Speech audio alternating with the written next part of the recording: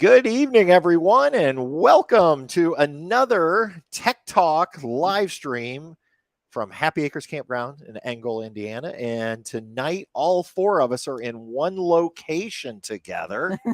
Yay! Because the last time we did this, we were in Maine or someplace. Yeah, Kichi.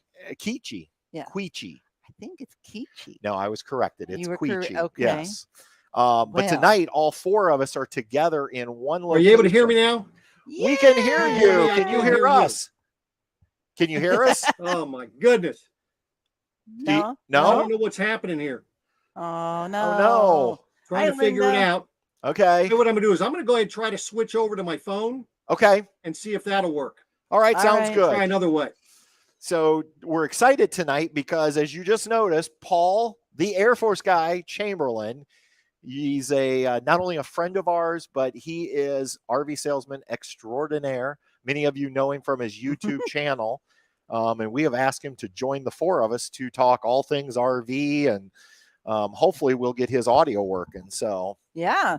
But in the meantime, I know you're going to recognize one of these names. You remember Linda? Who was here Cinco de Mayo weekend with her class week? Linda's here. Woohoo! I know it's a little bit away. And our friend Randy from Randy's Adventures. Hi, Randy. Randy is going to be here for the fall camp out. So we're excited for Randy to be joining us here. In fact, Randy doesn't even know this yet. If she is willing, we are going to sit down with her and record a podcast in September. Yeah, we're hoping, Randy, you'll be willing to sit down and join our podcast. It's just jibber jabber. Wayne Kern is here. Hey, Wayne. Hi, welcome. Wayne. Let's see. You were just thinking. Wayne says he was just thinking about Paul the other day, and welcome Terry and Jay Sue is here. Susan from New Horizons and Mark. Cheers, my friend. Mr. Milinarski. Without Mr. Milinarski, we may have not gotten home. Correctamundo de Kemi Matumbo. He was able to put our AC back together so we could. Bless his heart. Yeah. Yes. He's the brave guy on the roof. Yeah. We asked him if he wanted to be an Air Force tech or not Air Force. An RV tech. Yeah, an RV tech for air conditioners. And he's like, no. I'll stick with being a bridge engineer. We're like, all right. He's like, I don't want to do that. Thank you, Steve. Steve says, hi, congratulations on your new alliance. Thank you. We are absolutely loving the alliance. Oh, yeah. So, by the way, I just want to mention this. Kevin and I were walking up here. We walked past the campsite, and he said, that is it. Am I allowed to say the D word? Yeah, sure. It Oh. is a good looking site. From where we started way back in the end of April when we pulled in, because I kept grass is crazy grown, filled in, nice. Yeah, keep them contained. Well, we did not want to be the like the ugly duckling on the block here, and so we said we got to up our game. We got to, and so I think it's come together really nice. So. Because since we're not the cabin that much, we brought our furniture that's on the porch over and tried to make it cute. Any luck there? We can hear you. Can you hear us? No luck there either. Oh, no. What is going on? Let's see if take a look at something. Let me see if there's anything I can do. Test. One last thing. Give me one more minute. Okay. My goodness. So everybody just bear with us. We're trying to get Paul on. It's the weirdest thing. Paul logged on like 10 minutes ago. Everything was working fine, and then all of a sudden now he can't hear us. Right. He took off. I know. So big happenings here at Happy Acres. Got the pool open. Yeah. Beautiful. Has it been busy? Ultra busy. Yeah. Yes. Yeah. I just ordered some more umbrellas. Okay. And umbrellas like that. All right. Here we go. Let's bring Paul. Hi, Paul. Now it works. Can you hear us, Paul? How about that? Here, let me turn it sideways so that way there. There you go. How about that? There we go. You can hear us? Now we can hear you. I don't know. How about that shit? Anyway, sorry for the delay. That's okay. So it was working fine. Paul, I did this big intro for you saying you are like not only our friend, but RV salesman extraordinaire. And I guess also real estate salesman extraordinaire now. Well, I'll tell you, it's been a busy couple days. I'm just got a contract approved.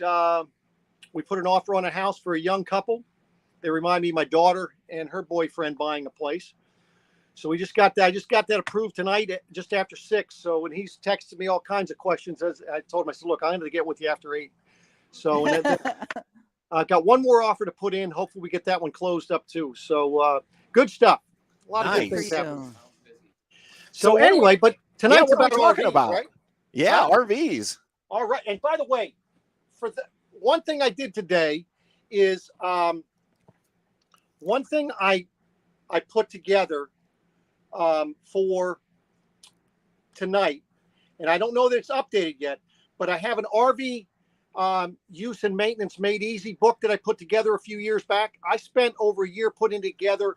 I've updated it umpteen times. I forget how many times I've updated it. Now, for my clients, when my clients bought a camper from me, I gave them a much more entailed version of that. But I went ahead and updated that, changed the pricing for those that would like to get that to $4.99. So it's a steal for the amount of information that you get. But we're going to kind of go over some of those items here this evening. And again, it's the cool thing about having the list, like I tell customers, is I know a lot of us, our time is money. And, you know, you want to go ahead and pay somebody else to do things. But there's a reason why it's beneficial to have a list of things if you're going to bring it to somebody. And case in point, I had a customer call me one time and they were upset because the shop didn't do what they were supposed to in their minds, because they dropped it off and they said, Paul, I asked them to do everything and they didn't do this, this, and that. And my response was, if they would have told you that when you came to pick it up, it was $3,000, would you have been happy? They said, no. So you can't just tell them to do everything. If you give them a list, that way there at least you have something you can check and something you can document. That's an excellent point, Paul. You know, so anyway, and if anybody has any questions, be more than happy to go over that. But basically what I've done in the book, what I have is it's a single sheet. Well, it's not single, but for some of them, but it's a single page. Now it might not be on the one online. Basically break it down. I broke it down to pop-ups, travel trailers, fifth wheels, and then motorhomes. But it's breaking it down to general maintenance, monthly, semi-annual, and annual, because it's important to be able to stay on top of things. I mean, it's the same thing as a car, right? And Paul, isn't that really a big responsibility that owners forget about, that we can complain all we want about RV quality, but if we're not doing the recommended maintenance and taking care of things, that's not on the manufacturer. That's on us as owners, correct? Absolutely. When the other thing too is, I mean, if you're staying up on things and doing things in a timely fashion, you're going to catch things hopefully before you have an issue. Right. Yeah. Before they fail, right? Right. You know, I mean, Yep. you know, there's something I see every day on Facebook is China bombs, you know, and I don't know about you, but I don't believe in China bombs, because unfortunately the problem when anybody has a blowout, what you don't know is you don't know how fast they were driving. You don't know if they hit something. They don't even know if they hit something most of the time. You don't know if their brakes failed. You don't know if there was a problem with the tire. You don't know if they maybe rubbed a curb. There's so many variables with that. And you just never know if they didn't have the air pressure right, if their trailer was overloaded. So there's so many factors to that, and everybody's going to the Goodyear. And I can tell you, and I've been saying this for the last couple of years, you're going to see the same issues regardless of what tires are on these RVs, in my humble opinion. Okay. That's good to know. Yeah, obviously there's a lot of things, like you said, there's so many things that go into tires besides just the tire quality. Like you said, how fast are you running? I think something a lot of people don't realize, is I hear this a lot, is, oh, I've only put 5,000 miles on my tire. Well, how old are your tires? Well, they're 5 years old. And tires have an expiration date, in essence, correct, Paul? They do. They actually have there's a date on the tire. You could read them. Now, sometimes when they mount them, they'll mount it to the inside so you can't. But it's basically giving you it's 4 digits. It's basically giving you, well, it's more than 4, because they're giving you the day of the year and then the year. Right. That it was manufactured. Correct. Yeah. That's just the manufacturer date. There were times we had a guy that we were getting tires for. They had a diesel pusher. The tires were already a year old by the time we put them on. Okay.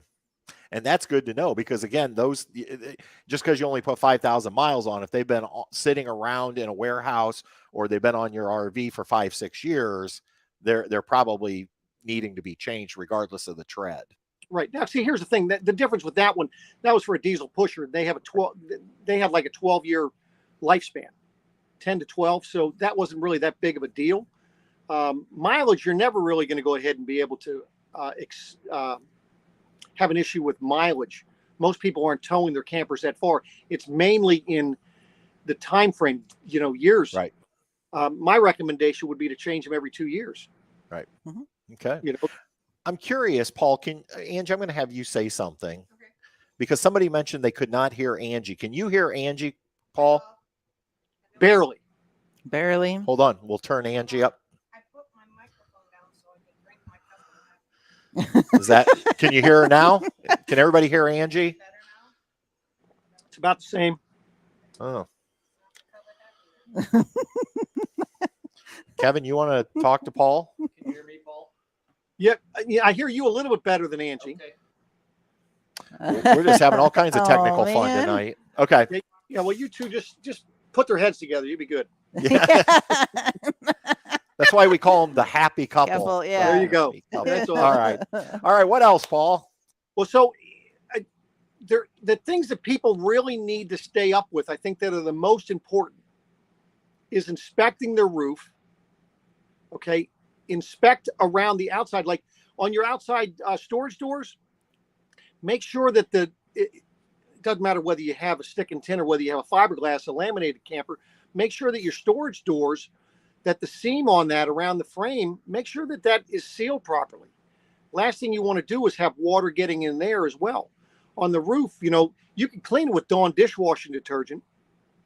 You don't have to go out and buy expensive products to clean your roof. But if you just clean it on a regular basis, monthly would be ideal if you're camping regularly. But as long as I would say clean it twice a year, because if you're cleaning your roof twice a year, that's when you're going to actually do the inspection when you're done. Can I comment on that? Can you hear me? Go ahead and put your Here. mic over on Angie because people are saying they can't hear Angie. I'm not sure what's going on. Can you hear me now? Oh, that's perfect. I don't know. My mic's not working. Okay. There you go. Okay, so the last podcast we did, this subject came up about checking the roof and the subject of pressure washing. So we have a lot of people who want pressure washers to come out here, like people that do it for a living and pressure wash their top of their camper or the sides of their camper. And there's been several times where they've gotten leaks after the fact. Mhm. So what's your opinion on pressure washing versus using just like a car wash brush or something like that? Yeah, now see, I know there's a lot of different opinions out there, but just think about it. You're putting it in the hands of somebody to pressure wash your camper, and if they get that thing too close to the roof membrane or even too close to your sidewalls, or even if you have a metal camper, or you're spraying in crevices like you have a refrigerator vents, your water heater vent, your furnace vents, that does a heck of a lot more damage than if you're just using the pressure from a hose.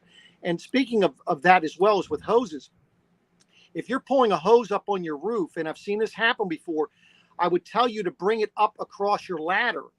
Don't drag it up on the roof and be pulling on the hose and having it drag across the rounded part of your roof, because it will damage it over time. Now, Paul, some of the roofs, used to be, we had the rubber roofs, and those I believe we had to treat, or they recommended like a treatment. But with these newer roofs, what I know ours on our brand new Alliance says maintenance free. What exactly do they mean by that? Well, so you have a PVC roof, okay? Yep. And they came out with those, and I called our rep and I said, let me ask you a question. So on the Imagine, it has the TPO roof, and it tells you on there that you need to check and reseal as needed, right? Right. And it's every 90 days. He said, yeah. I said, well, why don't you use the same roofs you're putting on the Transcends at this point, which was a PVC, because it says maintenance free. And he goes, well, Paul, that's not what they mean. I said, well, that's the way it's advertised. It's not a maintenance free roof. You still, to me, they're setting themselves up in the long run for people that are going to go ahead and say, oh, it's a maintenance. You're going to have people that say maintenance free roof and not explain what they really mean. Right. What they mean by maintenance free, and I think they should have expounded on that. It's maintenance free from the standpoint you don't have to put, like in a rubber, you don't have to condition the roof. You still got to wash it. You still got to check around the seams. Any place there was a hole put in the roof, you've got to check and make sure that it was sealed. So there's a lot of different things that you need to pay attention to with that. Okay. So it's not a maintenance free roof. Right. And I think that's like you said, I think a lot of people don't understand. You still need to wash it. You still need to be checking. So it's maintenance less. Less maintenance. Yes. Less maintenance, So, yeah, I mean, they used to actually have brochures, and they used to have pamphlets that they wanted to hand out, and we ended up throwing them away because I think it's just misleading, and you're going to get people because they want to get by with the least amount of effort, and they're going to take that to the extreme, and 3 to 5 years down the road, they're going to be in the shop saying, well, why do I have water damage? Well, sir, you didn't go ahead and do this, and this on the roof. Well, no, it said it was a maintenance-free roof. So that could open up a can of worms, in my opinion. So, hey, Paul, I'm going to put a comment up. Let's see what you think about this. okay, if you could read that, because that's really small. Okay. For me, Yeah, Tom says he was at Forest Ridge Campground in Maine the same week as I was, and he rarely saw me because I was apparently always out eating. do you believe that? Well, I would say along with drinking, absolutely. Yes, I think you are right. Everybody has priorities. Absolutely. You gotta go ahead and Cup of happy. do the right thing. I mean, that's what it's all about, right? Yeah. Adam says don't use petroleum products on your TPO roof. Is Adam correct? You should not be using any petroleum distillate, as they would call it, or petroleum products on a TPO and or a rubber roof either. Okay. All right. Good. So for the less technical savvy, give me an example of a petroleum product. Well, you'd have to see. Well, and I couldn't. You'd actually have to look at the ingredients of the cleaner that you're using, and it would actually say. It would say, it might not say petroleum, but it would. Well, yes, it would, but it would say petroleum distillate or something along those. Give me. I mean, is there an example of one that you know? This is like Armor All, or I'm just throwing that up there because it's automotive related. Yeah, no, I do not have an example. I apologize. I know I probably should have an example of that, because that was a lot of big words and acronyms that the less technical savvy people might be confused. I'm just asking for a friend. So my thing is, make it real simple. Just use Dawn dishwashing detergent. Okay, There you perfect. That way you don't have to worry about it. Okay. Well, all right. That's good advice. Adam, auto car wash. Are you saying that is acceptable or that's not acceptable? When he says automatic car wash, Auto car wash. Like you drive like an through it? automobile car wash, like a Turtle Wax car wash or McGuire's. see, I don't think. You're talking about stuff that you're putting in car wash to wash the outside. Yeah. On the sides, that would be okay. I would not use that on the roof. Okay. Again, you want what you're able to use on the sides of your the front and the back of your camper. I would not recommend you using the same thing if you're using like a car wash or things of those nature, like, use the same thing on the roof. I would just use Dawn and you can use Dawn on the sides. It does wonderful. That's all I use, by the way. Okay. Adam says don't use most auto car washes. So maybe Adam's read the ingredient list. I haven't. Maybe has petroleum in it. Possibly. Yeah. And Bill Porter, I think if Val reads your comment, you might be in trouble, big guy. He says, my wife is the only one who knows how to use Dawn. So I'm going to guess Bill's going to be washing the RV this weekend. All right. Oh, Tom says, I bought my A-liner XLE Beckley's. Wish Air Force guy had taken care of me. Oh, he Well, I misses you. appreciate well, I'm sorry that it wasn't me. I can't tell you how many people actually walked into Beckley's because of my videos and ended up with somebody else. It was quite frustrating. And I have to say, and I do seriously mean this. I'm not just saying this because Paul's here, because Patty's heard me say this many times. I have never known a salesperson who goes above and beyond like Paul does. We were out in Gettysburg for a wedding, and Paul had a seasonal site where we were. But anyway, Paul says, I'll be there to see you guys, but I got to stop at a couple campgrounds because I've got customers that bought from me and I want to go check on them to make sure they're doing okay with their brand new RVs. And I'm like, who does that? What salesman actually goes out and finds you in your campground just to make sure you're okay? And it's Paul. And so, you know, when Paul left the RV industry, I said our industry really took a real hit. And I'm glad Paul still is involved with the industry because we need more people like Paul. Because he actually cares about his customers. That's why people like buying from Paul, because he doesn't just try to sell an RV to you. It was about finding you an RV that was right for you, and so you could be happy. And Paul, I mean that, and you know I mean that. Well, I do appreciate that, and I, you know, even though I've been out of the RV industry for now almost a year and a half, I still take calls from my customers. I had one actually call me today. He had a flat tire. He was leaving, and he's calling me asking me, Paul, where's the jack? Where's the lug nut wrench? And so I had to walk him through, explain to him why with an RV those things are not provided. Yeah. All right. So I have a question for you. When you were in the RV business, not wear and tear items, not basic maintenance items, but what was the most common damage or issue that you saw come in with RVs that wasn't wear and tear, or it was something went wrong? Yeah, something preventable. When you talk about when they're trading them? No, just, well, I don't know if you had a service department, if people came in and like had stuff fixed, or like what did people do wrong most, I guess, is my question. All right, so I had one, for instance, and this happened a lot. People using the wrong sealants on the roof of their camper. We're talking about roofs again. Yeah. Dang. Okay. I had a customer, I sold him a motorhome. It was a used motorhome.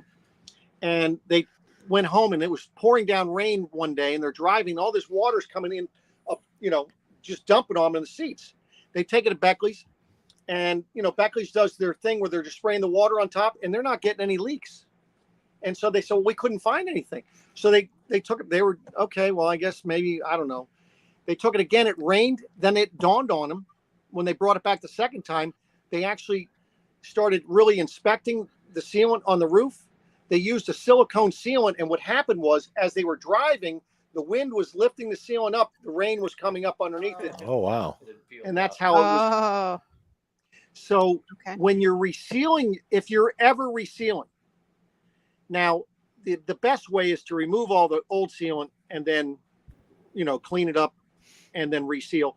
However, if let's say you're in a time crunch and that's not something that's going to happen, you've got to make sure that you clean off the current sealant, rough it up, and make sure that you use some rubbing alcohol to get any grease and things off it, wipe it down, and then just put that self-leveling caulk over top of it. We're talking about on the roof. Sidewalls, again, pretty. It doesn't have to be pretty. I can't tell you a number of times that we traded campers that the sealant jobs that they had on the sides were absolutely horrible. However, the good thing was there was no leaks on the camper. There's no leaks. Yeah. So, but that was, I think, one of the biggest things when people were trading in their campers is they don't know how to identify water damage, and they don't know where to look for where water could possibly come in. This seems like a potential good video for the future. Possibly. That would be a very good video to help people. Yeah. So Paul, the question is, what is Paul doing now? Well, Paul, I'll let you tell people what you've been up to the last year and a half. So I got out of the RV industry back in December of 2021. That was my last year. I moved down here to Florida, and I got into the real estate business, and that is what I've been doing. I'm in the Tampa area right now. So I am in real estate. However, now just because I'm here in Tampa doesn't mean that I can't help anybody with throughout the country, because what I've been focusing on the last year is putting together a team of professionals across the country. So if somebody is buying or selling, can help line you up with a real estate agent, a realtor that knows what the heck they're doing. That is, it's just like in the car business, in any business. There are people that are in the business that shouldn't be in the business, and they're not looking out for the client. Such a good point. All right, Randy's got an RV question for you, Paul. She says, there's Randy. Yes. Yeah, Randy. She says her Lippert Smart Jack just stopped working this weekend. Do you recommend that she replace it with the same, or do you have a different, better jack system? Well, okay. So on these electric jacks, one thing I think people maybe don't realize, and I don't know that people go over it enough, is putting a cover over them, because water will be the killer of, you see people that'll put a bucket over it. They'll put something over top of it, but that's typically what's causing it. My thing is, get something that you like, and it comes down to what's going to work for you. You want to make sure you get one that's heavy enough. I don't know that you necessarily need to go to a different one. So just need to make sure that it's heavy enough for your camper. So, okay. Unfortunately, I don't have, with that type of part. I mean, I'm sure they'd probably come out with something new, and I'm not aware of. Yeah. Okay. Amy Fisher says we're very lucky to have Paul here in Maryland. So more praises for Paul. Well, thank you, Amy. All right. I saw Terry Matthews also chimed in. Yep.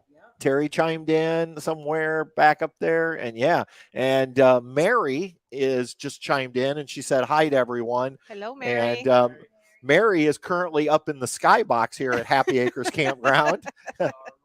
Yeah, in their Oliver. Arnie and Mary are here. So, and Paul, actually, I don't know, Paul, if you remember Arnie and Mary, but they were at our get together in Shipshawana a few years ago. Okay. If I saw pictures. Yeah. I am really bad with names. Yeah. Well, they were in an Oliver travel trailer. And, but yeah. So anyway, glad Mary's here. Mary, we'll get up to see you, Mary. We promise. Mm-hmm. Okay. So we've talked about roofs. We've talked about tires. Anything else, Paul, that people should be aware of? I think something that people don't do as much as they should is the bearings on their axles. Oh. I would never. I know that, and I don't know why these well, I know why they do it, because they want to try to make something seem easier than it is, and it really isn't. Never lube your axles, your bearings, with the Easy Lube axles. That's where you just put it has a grease fitting, and you just pump grease in there. Because 9 times out of 10, you're either going to put too little grease, or you're going to put too much. And I'd say 9 times out of 10, you're putting too much grease in there. And then what it's going to do is squirting out, getting around your brakes, and then you have problems. It's always best. If you don't know how to do it, pay somebody to do it. Yes, it is. Cost you a couple $100, but it's well worth it, because you run into a bearing issue, that could be the demise of your tire failure. Yeah, I've seen people post pictures to where their bearing goes out and they lose the whole tire and the whole everything. Yeah, right. And then you're out stranded on a highway or whatever, and Absolutely. That's not good. So just a wrap up again for us less technical people. You're suggesting to not use the system that the manufacturers have set up to try to make it easy. Correct. Okay. Go do it the old-fashioned way. So you need to go to YouTube University and find out how to do it the old-fashioned way. Yep. At least I do, anyway. Yes, you do. Well, again, too, time is money, right? Pay somebody that knows what they're doing. Right. It'll get done quicker, and it'll get done right. Randy says this feels like a reunion from our Indiana gathering. I It know. does, yeah. And then Paul, Mary's going to she says I think she's trying to help you out. She says, Paul, you helped me with my Wi-Fi booster when you were in Okay. Shipshewana. So Okay. if you remember helping somebody with their Wi-Fi booster. Awesome. That's Okay. good. Well, that's a good one though, because I do think, and Paul, what do they typically recommend? Is it about every 10,000 miles? I would tell you every year, Okay. or like 5,000 miles. Okay. So absolutely on So, talk about, oil you're change talking about time? the axles Yeah. Talking about the wheel bearings. Yeah. Mhm. Yep. Okay. once a year or every 5,000 miles. Okay. All right. What else? So we've got roofs, we've got wheels, tires, bearings. and So, and I tell you, so I've been living out of my camper for the last year, and something that I've learned, I think maybe exaggerated. These black tank flushes, I'm not a fan for these black tank flushes, and I'm actually going to be doing a video showing the contraption that I use, and that's that sprayer that you put down through the toilet. That thing is the best thing, and it will work so much more effectively and quicker than the black tank flush. I know it's a little bit more, you got to drag a hose in and so forth, but you will be so thankful that you did that. So if you ever have an issue with your black tank, that is something that'll clear it up in no time. do you have an opinion on chemicals for the black tank? I mean, I think obviously everybody kind of has probably a preference, but what's the Air Force guy like? Well, I buy the little tablets that I drop down in there now, and I'll even put them in the gray tanks just to keep odors down. But the other thing I bought was one of the Camco. It's a tank rinser with the gate on it. You know what I'm talking about? Yep. So you can hook a hose and spray it. I see people recommending the regular Camco where you can hook a hose to it and it sprays back up into either your black or gray tank. But that will not, that's mainly just to rinse out the tube going from the tank down. Right. It's not going to fill up the tank. You need to have some way of shutting the water off so as the water's going in there, it will actually fill the tank, and that's what that does. Okay. I know one time I had a problem where, I guess I had like a clog, so it stopped coming out. So all I did was I hooked the hose up on the outside, and it sprayed it back, and then it came out. So, there's a couple different things that you need to have in the event that you run into an issue. Okay. If we have our friend Matt on, he's going to have a different opinion on the chemical. Oh, I know that. Matt has his own tank product, Liquefy. He does. Well, he has his own PPP, right? Perfect pooping position. Prime pooping position. Yeah, he has that. Prime, that's what but he also has his own tank chemical now called Liquefy, which honestly we have not tried. I hear actually people rave about it. We are still big fans of a product called Happy Camper, which is a powder, and we've been using it now for probably 5 years. Maybe we should try it out on our next little trip, and maybe you should. We should a little Happy Camper versus Liquefy versus Paul's Pods. Yeah. Paul, can we get that branded Paul's Pods? We get you. Yeah, that's what. There we go. Heck, that's a hell of an idea. Let's get Paul's Poop Pods. Yeah. This is not the prime pooping position. It's Paul's Poop Pods. There we go. All right. Now, I'm glad you brought that up, though, because I do think, and I love the idea of what you said, because we do the same thing. If we have had an issue with the gray tank smelling, we just put a little Happy Camper down that. And I think people don't realize you can treat your gray tank just like you treat your black tank. Absolutely. And if you ever have an issue, so for those that have issues with sensors in your black and gray tank, the best way to resolve that is when you're leaving the campground, fill it up about a third of the way and put some chemical in there. And they actually have some product out there for helping with sensors. Put in the big bottles that they have, and I forget what they're called. I know I've done some videos on these, but I would just use a whole dang bottle in a tank, or use half of the black tank, half of the gray tank.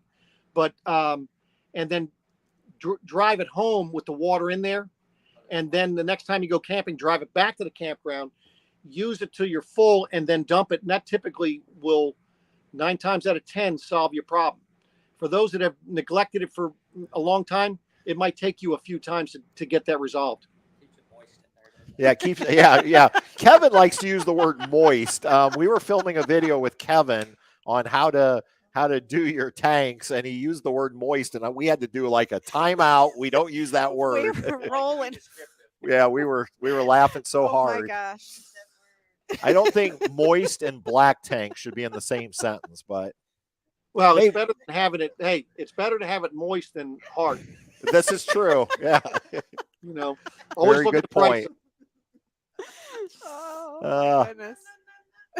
Wayne Kern says, I'm using Happy Camper and it's great for keeping the smells down, and I put it in my gray tanks as well. Yeah, we do too, Wayne. Like I said, I'll be honest, when our friends Steve and Karen Thole gave us a sample of Happy Camper, and they said just put a tablespoon in, and I thought there is no way this white powder is going to work, and we were so blown away by it. We have used it ever since. But again, I think a lot of that's personal preference. Again, I'm sure a lot of people rave about Liquify. Paul, the pods you're talking about, a lot of people rave about them. So I think it comes down to just make sure you're using something to control the odors. Absolutely. Yeah. All right. What else? Anything? And if anybody has questions for Paul while we have him on air here, please just drop those right in the comment section, because Paul is never afraid of a question. If he doesn't know the answer, he'll make one up, right, Paul? Listen, I tell people I know enough to be dangerous. If I don't know the answer, we'll figure it out. Yeah. I've been wrong before. Where's Maureen tonight? She's sitting outside with the dogs. I was Okay. outside at first, but my computer was getting so dang hot. It's only like 103 degree down here. So Yeah. Is that all? Okay. yeah, well, It was 107 when we were there Oh. yesterday. Yeah. that's the index. Yeah, but, the index. But they were just talking about how the water down towards the Keys at 5 feet was 98 degrees. Yeah. I Yeah. don't think I'd like to swim in that kind of water. I got in No, there 2 yeah. days ago and it felt like the bathtub. Yeah. It Yeah. didn't feel good. It was hot. Mhm. It felt like a hot tub. Right. It Yeah. was so hot. The St. Petersburg beach was 91 degrees on the 4th of July, and it was 97 degrees out. Yeah, not Yeah. refreshing. No, not refreshing. Wow.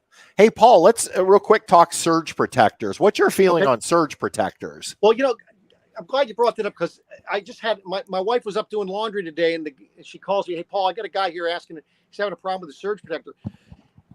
Now I like the progressive surge protectors. I know there's Hughes auto formers too, and I'm going to talk about that as well. There's different ones out there, and the biggest thing is, do not get just a surge protector, because it's not the surge that you necessarily need to worry about. There are other things, a miswire, ground fault. There's reverse polarity. Low voltage is a big one, and that's what this guy was having. He says, "Paul, my voltage is dropping down to like 103, and so it'll cut off his power, and it's doing it during the day." There's no way this campground's going to resolve that issue. They're going to have to run a whole new line. My thought is that the wire that they have is probably too small. I recommended that he look up the Hughes auto former, and what that thing is, they actually have a voltage booster. Those things are amazing. So you have 50 and 30 amp ones of those, and basically what it does is you plug it in. Bad thing is that they're not weatherproof, but they have finally come up with a little stand you can put them on and a cover for it, so you're keeping it out of the weather.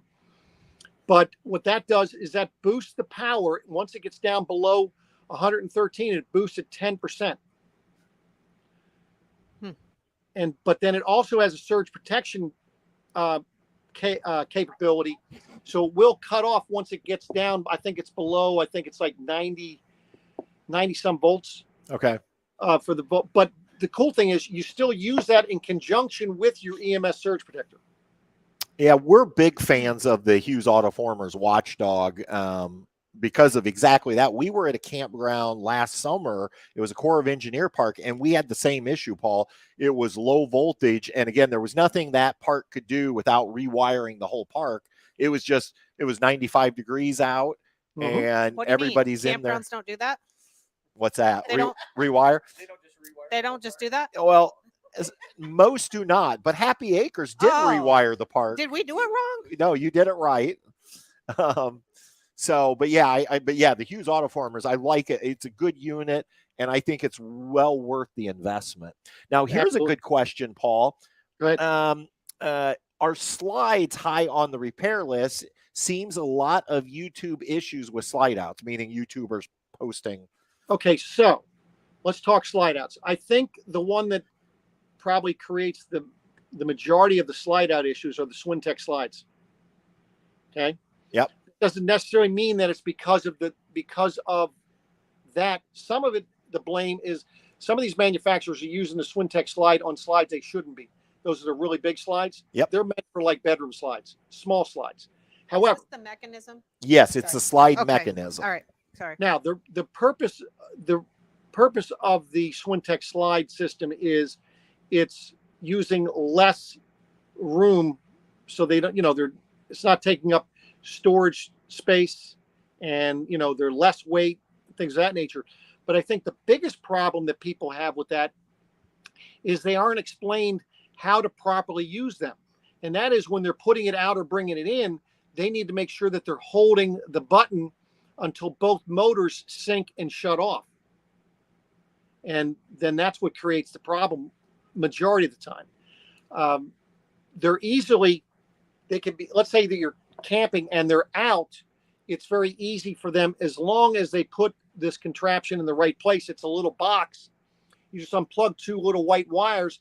You just got to get enough people. You can push the slide in, plug it back in. That'll lock it, and then you just need to have somebody look at it. I did have a customer call me. They had a problem with their Swintech slide. Walked them through how to get it in, so they were able to push it in. It was saying the fault on it, because it'll tell you the fault and everything. I have a video on Swintech slides if you need to look at it, because I actually show you what you're looking for, how to push it in, things of that nature. But the fault they had was a ground fault issue, but they unplugged it, pushed the slide out in, plugged it back in, towed it home, and then the slide worked perfectly after that. So that is possible.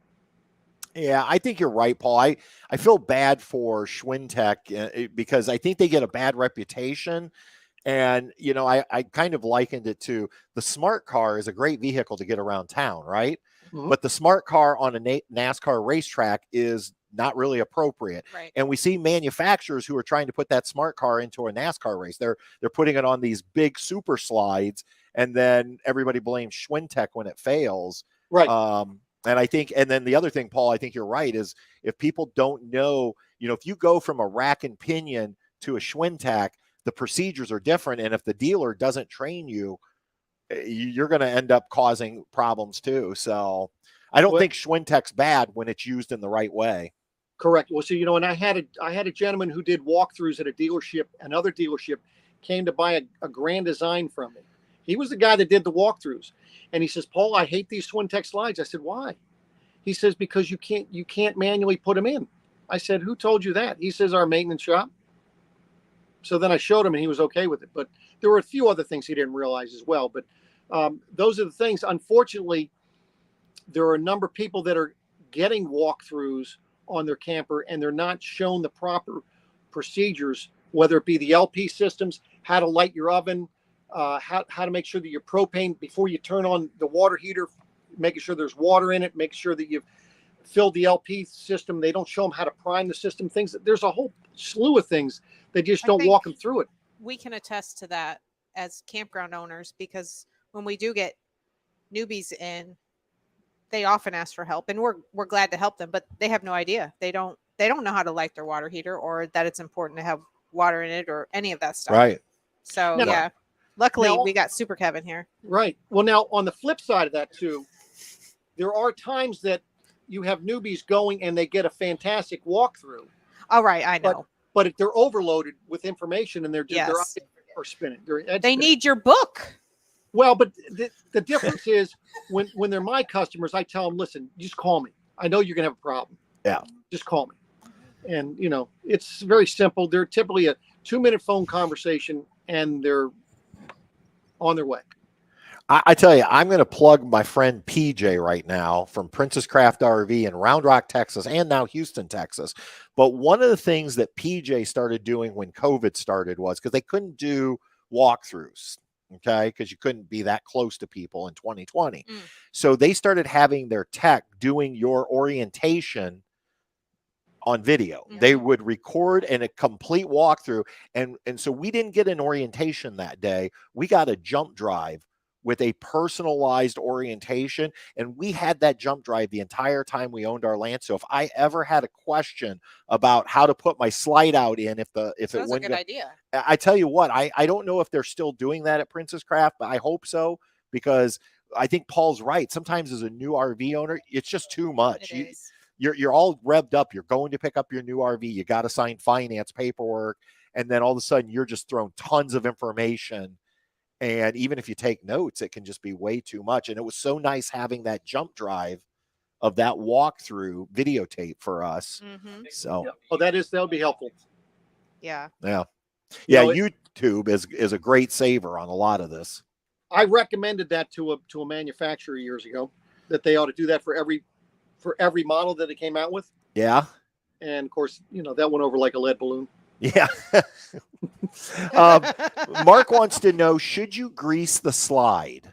Okay, so if you have a rack and pinion, the thing you want to use is you don't want to use WD-40.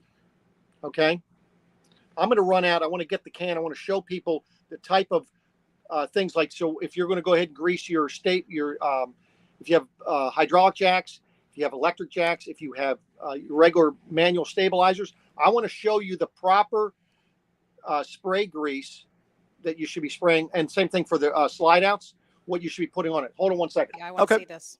And then while Paul's gone, Susan wants to know, this was a question for Patty and I and Paul. What do you think about Schwintek versus rack and pinion?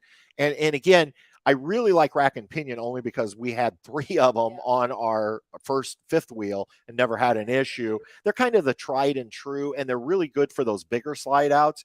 But like I said, I think the Schwintek system on like a small bedroom closet slide out, I think it would be fine. So I think it just depends on, Susan, how they use the slides. Obviously, you're not going to use a rack and pinion on a bedroom closet slide out just because of the way you mount it. But like on our new Alliance, our one slide, which is pretty good size and pretty good weight, they used a rack and pinion, and I think that makes more sense. I don't think Lance probably should have used the Schwintek on our Lance slide out. But anyway, okay, back to you, Paul. Okay, so this is the one. It's CRC. It's called a Power Lube. I'm going to try to get it in there so you can see it. Can you see that okay? Yep. This is the best lube for your slide outs, for your rack and pinion slide outs, for stabilizers. If like, so do you have hydraulic or do you have electric jacks on your Alliance? We have an electric, rack and pinion. Oh no, I'm talking about Jacks. your for your leveling system. jacks, they're electric. Yes, they're electric. But see, even spraying on that, even if you have hydraulic, what you want to do is spray those and wipe them down, then spray it again. Yep. Before you ever put them away, because you want to keep that dirt from getting on the seals. Gotcha. See, there's a tip for me. Yeah. Because I've never had those types of jacks before. And then of course, I just have the little manual stabilizers, but then you never have an issue with them if you spray them. And I will say, Paul, when we had our Lance at Lippert 3 years ago for repair work on the slide out, that was the exact product that the Lippert people told us to purchase to use. And you can actually order that on Amazon, that CRC. And he told me, he goes, if you don't want to buy CRC, just make sure it has, is it PFTE? Is that what it Yes, says? that's what it is. It's the You use it in the PTFE. body shop? PTFE. No. There it is right there. I don't know So, if it- yep. So, yep. And that I use that on the same kind of stabilizers you have on your trailers, what we had on the Lance. And I would use that on there. They'd start creaking a little bit, put that on there, keeps them nice and lubricated. And so Yeah. that's So, good stuff. So on the slide, what you want to do, if it's a couple, it's very important that you do it the proper way. Have your wife lay under the slide out, because pushing that button is the tough part. Yeah. And you have that go in and out a couple of times while she sprays the wheels down there. There you go. Hey, we've got a question Oh, we from love a gentleman. DG down in Fort Lauderdale, Florida. He says, "Hello, guys. When it rains, water is entering the AC. Exactly where is the condenser?" Does that It's make en- sense, Paul? It's entering the AC. It says when Oh, it rains. I wonder if he's talking about it's coming in through the roof. And maybe Yeah. it says when it rains, water is entering the AC. Exactly where is the condenser? The Well, I mean, condenser would be up top, that's right? on the top, but I'm wondering if the question is, are they getting water inside inside their camper? Because if that's the case, something you should look at doing is once a year is tightening the bolts. It seats your there's a seal for the air conditioner, and you've got to do it from the inside and have it retightened. You should have that checked on a regular basis. That's a great piece of advice. Yeah, I've not heard that before. And if you run your AC under an awning at a gas station, it's probably a good idea to tighten it again. Yeah. Well, I think that's Patrick. That's what you're supposed to be up on top directing. You Yeah. No, the wife. The wife The gets wife, up on the top. wife. do that. Yeah, she get Yeah. up the ladder and just say, "You're good." No, I think that is important though, because a lot of people don't know that their ACs are not like screwed into the roof. It's a mounting system inside, and you can, from the inside, if you remove your grate or just actually remove your filters, typically you can see the 4 bolts and make sure those stay tight. Because you think about it, you're going down the road, you're bouncing, things are going to loosen up. And here's another question. Any advice for warm weather camping or traveling? Is there anything special we should do in warm weather? I'll throw one out real quick, Paul, if you want. Yep, sure. I was going to say, keep your filter on your ACs clean, and also the coils up on the roof. Keep those. them. Yep. Yep. And that's the thing. I mean, I typically run my AC during the day on high auto because it'll get down. I'll set it at 72 during the day, and even in this 97-degree weather, it'll get to 72 and cut off. And then it'll get hot and come back. It'll come back on, but I can keep it 72 in the camper all day long. At night, I run it at 65, and I run it cool high, and let the AC run the whole time. So, okay, I just I like it cold. I mean, I know I see some people, they get their windows open. It's 90 degrees out, and they get their windows open. They're not running the AC. So I also recommend a backup bag of ice. So you can always have cold beverages to keep you cool. Yes. Mm-hmm. There you go. If I remember right, Paul's a Miller guy. I don't know. So you can keep your Miller cold. Miller Lite, yes. Miller Lite, yeah. See, Yes. I remember things. See that? How about that? Mary, or wait, is it Mary? Yeah, Mary says, Paul, you are amazing. You have endless knowledge. So, yep. Listen, again, it's I have just enough to be dangerous. That's all. Here's a question, Paul. I don't know if you'll be able to answer this or not, but it says, will new RV prices return to pre-COVID prices? Well, I think you're going to see it get the pre-COVID, but I can tell you this, that the model year 2024s, the MSRPs are coming down. The costs to the dealer are coming down. Okay. But, you're going to see a lot of dealers that they might have 2022s and 2023s that they're trying to get rid of. But when the 24s come out, they're probably just not going to discount them as much until they get rid of the 23s or the 22s. And honestly, if somebody's looking right now, there are still 22s setting on dealer lots, and those 24s are going to be rolling in here very shortly. So they are negotiating big time to get rid of the 22s, and the 23s may be the next batch they have to discount. So I think right now I know from our experience, there are deals to be had. There are, most definitely. Yeah. It's just, and I tell people, listen, the best thing to do, your best price is not always your best deal for people. Right. If you're able to deal with a local dealer, somebody that's local, because they're going to be the one servicing you. So, but sometimes I know that isn't feasible, because I think you ran into that as well, Patrick, right? Right. Okay. So sometimes that happens. And I know I've lost customers that, heck, when I was in Maryland, they came all the way to Florida to buy, and those things happen. Just understand that the RV business is not like the car business. And I know that, don't believe these dealers that tell you, oh, you can get it serviced anywhere. Yeah, you can get it serviced anywhere. Just good luck trying to get an appointment. Yeah. The other You thing know? I would just like to add, and I was looking to see if I can find it here. I had a comment. We put out a video last month about buyer beware at some of these dealers who use bullying tactics. And I had a gentleman last night say, I wished I would have seen your video a year ago, because basically he left me a really long story, and I wish I could find it here. But basically he way overpaid for an RV, a motorhome. He says he was lied to by the dealership. I don't know if that's true or not, but and you know, he basically said, look, I think he said he's in his 60s, and now he's stuck with this RV that he way overpaid for. And he said the story I told was what he had went through, where they just would not let him leave the dealership, and he did an impulse buy, and now he's going to live to regret it. And it breaks my heart when I hear that. And shame on and that's, you know, like, that's why I always direct people to people like Paul and PJ, because I know that, you know, like Paul, you would have never forced or tried to coerce somebody into buying something on the spot. If we would have said to you, Paul, we need to think about it, you would have said, of course, Patrick, think about it. It's a big purchase.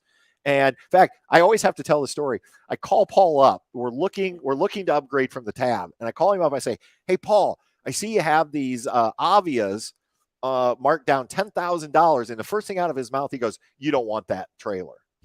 And I'm like, Okay. Paul, you're an RV salesman. He goes, I know, but you're a friend, and I'm not, and I'm telling you. And I remember you saying that to me. You said, I'll sell it to you, but I don't think you're going to be happy, and I'd rather you be happy. And that's the kind of salespeople that we need to find. Is we need to find the Pauls and the PJs of the world that care about you as a customer, as a human being, not just you as, hey, another commission check to get me through the day. So, Well, I'll tell you what, you know, listen, when I go to sleep at night, when my head hits a pillow, I want to make sure I sleep good. Yep. I'm not into that high pressure stuff. I treat people almost like they're family when they're friends of mine, or even when they're a regular customer. My thing is, in any business dealings that I do, it's not just the one sale that I'm looking at. I'm looking for a long-term business relationship. yep. And I wish there were more places that understood that. Because I, like I said, when I read that comment last night, I mean, I was literally heartbroken for that gentleman.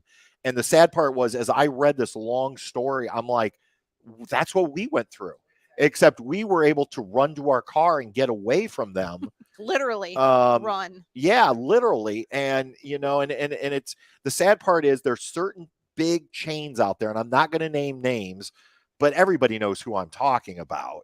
And they do this, and I'm sorry, it's predatory. And in this case, it was predatory on an elderly person, or, you know, an older person. I don't want to say elderly. He may not be elderly, but he was retired. And now I'm thinking, man, you're retired and you're stuck with this motorhome that you have way overpaid for. Because when I saw the price, I was like, you've got to be kidding.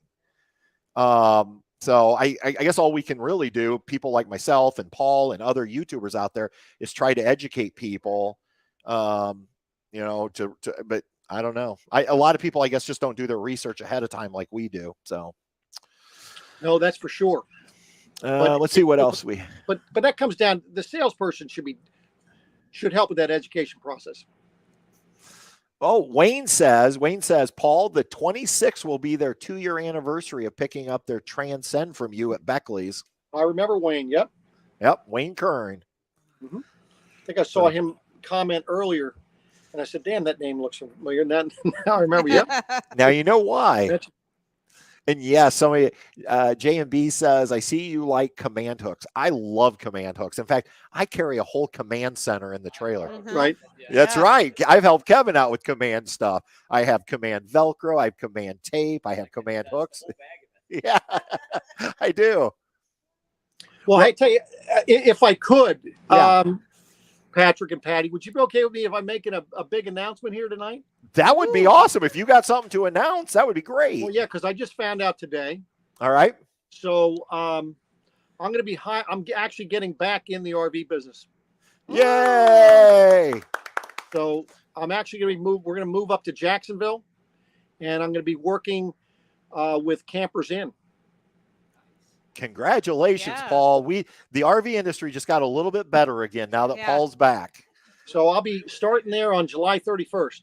Okay. And real estate, Paul, you still going to be doing real estate? I'll tell you, that's the beauty of it. I spent the last year and a half putting together a team of people across the country that I can count on. And I'm still keeping my license. And in the Jacksonville area, I'll help people as well. But I have associates across the country that can help people that are looking to either buy or sell a home. So I'll be doing both. That's awesome, Yeah, Paul. very Well, cool. we're really excited for you. And my gosh, we get to break the news I right here know. How on about Travels that, with Delaney and Camp Happy Acres YouTube. Yeah. And Linda, we actually, she says she's so sorry. And we know Linda, and I do think sometimes it can vary on who your salesperson is. Linda bought from one of those big chains and has had an amazing experience. And we're so happy for you, Linda. And I wished it would have worked out for us, but yeah. So yeah, I do think sometimes who you get and the situation definitely can vary. So And sometimes it could just be the location. yes. Because they're all although they're all managed under the same umbrella, sometimes they work a little bit different. Right. And Linda, I would also say if it hadn't been for you, we still would not be in a new RV, because Linda was our biggest cheerleader, saying, Patrick, I just have this. She kept saying to me, I have this feeling, Patrick, you are getting a new RV. And I kept saying, Linda, it's a dead deal. It's not going to happen. And I think Linda just kind of was always in my ear. And she, even though we didn't end up buying it from one location, even after the whole issue we had, she messaged me and she said, that's okay, but I still think this is going to happen. And I'm like, boy, she is so much more optimistic than me. But because of her persistence, she kept me persistent. And yeah, so, and lots of congratulations coming in, Paul, for you. Great. Wayne, That's awesome. I appreciate it. and Appreciate Terry, and yeah, just everybody.